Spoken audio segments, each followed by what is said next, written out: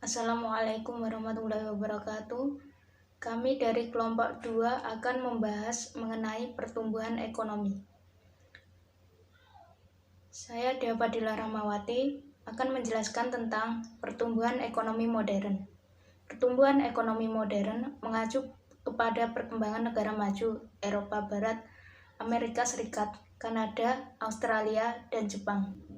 Profesor Simon Kuznets dalam kuliahnya pada peringatan Nobel mendefinisikan pertumbuhan ekonomi sebagai kenaikan jangka panjang dalam kemampuan suatu negara untuk menyediakan semakin banyak jenis barang-barang ekonomi kepada penduduknya.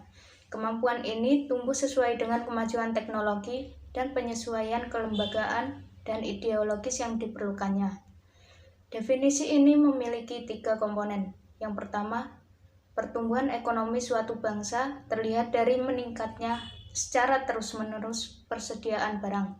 Yang kedua, teknologi maju merupakan faktor dalam pertumbuhan ekonomi yang menentukan derajat pertumbuhan kemampuan dalam penyediaan aneka macam barang kepada penduduk. Yang ketiga, penggunaan teknologi secara luas dan efisien memerlukan adanya penyesuaian di bidang kelembagaan dan ideologi, sehingga inovasi yang dihasilkan oleh ilmu pengetahuan umat manusia dapat dimanfaatkan secara tepat.